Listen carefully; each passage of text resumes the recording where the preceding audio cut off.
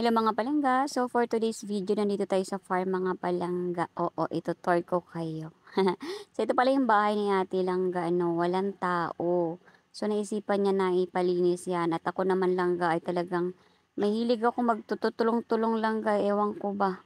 Basta ganyan ako. Nasanay kasi ako langga dati nung bata-bata pa ako langga. Nakasakasama ako ni Papa lagi langga sa panday. Ayan, kung pansin nyo, mahilig na rin talaga ako magpapanday. Ayan, mahilig ako sa farm langga at hindi talaga ako mapakali.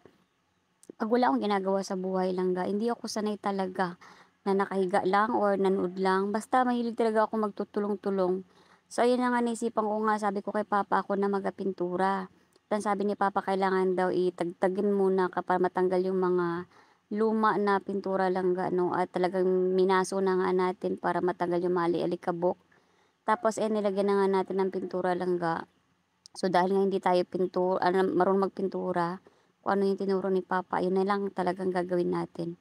So, yun na nga, basta nilagay lang natin yan, mikos-mikos lang natin yan, para nag-makeup lang tayo lang, at syempre dahil hindi tayo mataas, kailangan natin ng suporta sa buhay. Ayan, nakapatong na tayo sa lamesa. At meron pa tayong isang, hindi ko alam nakataob na yan, basta yan ang pinaglalagyan namin ng isda. Dahil nga nagpagawa si Ate Langga at merong ng trabahante dyan. Tas ako naman talagang focus ako diyan sa sa pagpipintura, nakakatuwa, nakakaaliw, ay ewan ko ba. Piling-piling lang na marunong, 'di ba?